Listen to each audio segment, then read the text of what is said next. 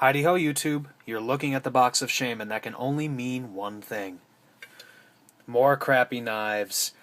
Okay, you know the drill. I'm going to stick my hand in here, close my eyes, and hopefully pull out something that's going to be decently entertaining to talk about for a couple minutes.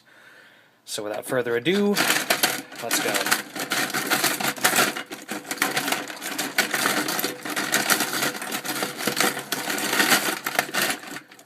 And almost get cut, I think, right? Okay. Did I feel something cut me? No? Maybe? Yep, okay, it appears one of these crappy automatic knives has opened. That's lovely. And continues to open. That's quality for you. But that'll be for another day, because we are going to be looking at the Walmart special. And actually, there is another one in here, too. Put you off to the side. Okay. Now, if you've ever been in the camping section of Walmart, I'm sure you've seen these. These are those lovely Ozark trail knives that retail for all of 100 pennies. So yeah, $1. And for $1, you can have this marvelous, marvelous quality. We're talking something that really competes with the likes of Spyderco and Benchmade right here. So yeah, you're looking at a stainless blade, stainless steel. I'm guessing 440C, 440A, 420. Could be pot metal. Honestly, it could be used and melted TV sets. I don't know. These actually, I bought them at separate times, and they both have slightly different roll marks, actually. The roll mark on the one in my right hand is actually slightly better imprinted than the one in my left hand, which really leads me to believe the quality on these differs, which is easily seen by the differential in the lock bar. The one on my right looks like it's made of plastic. And that says nothing, obviously, of the plastic which the handle is made out of, which, I don't know, I've honestly felt Tupperware that's made better. Yeah, these knives are not really good quality. The pocket clip will keep it in your pocket, maybe, I guess. I mean, it's springish steel. Whoa, okay. Well, I guess you want to fly today. Fly away, little knife. And you have a nice little lanyard hole for your thread, because 550 cord is not going to fit in there. I will say this. These are decently ergonomic knives. They made a handle shape that fits something that decently resembles a human hand.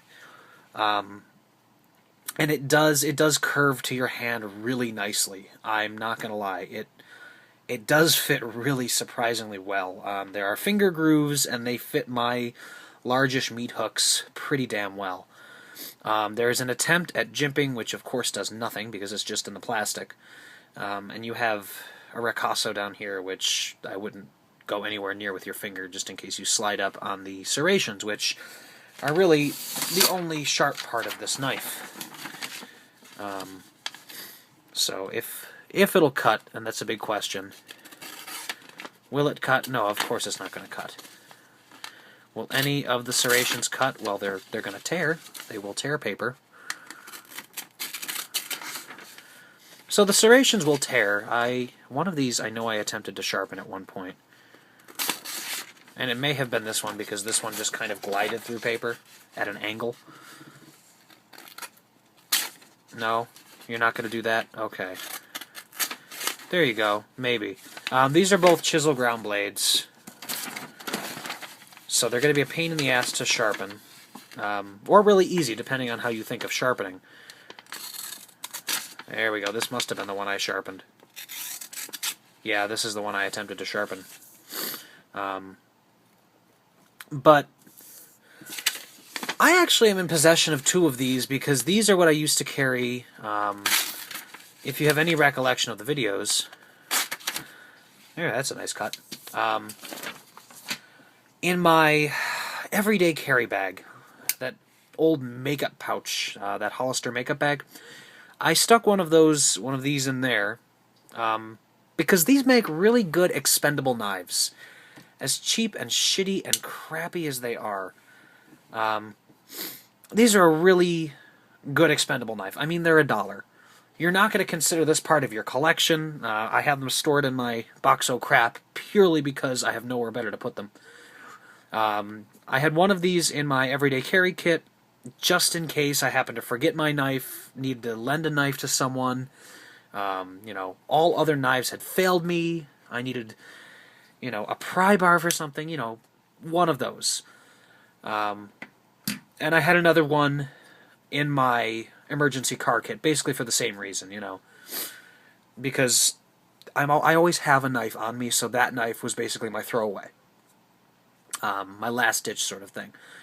And logically, in that type of situation, especially in your car emergency kit, you're going to want something higher quality than this. But when I was originally building that kit, I was a broke college student. In fact, I'm still a broke college student. But at that time, I didn't have a large enough collection of knives to justify writing off one of my better quality knives to such a kit. And now that I do, I've written off another blade. I actually have no idea what blade is in there now.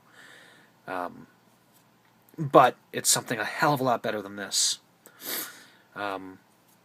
But as disgusting as these are, I will say that they're cheap enough. I mean, they're $1.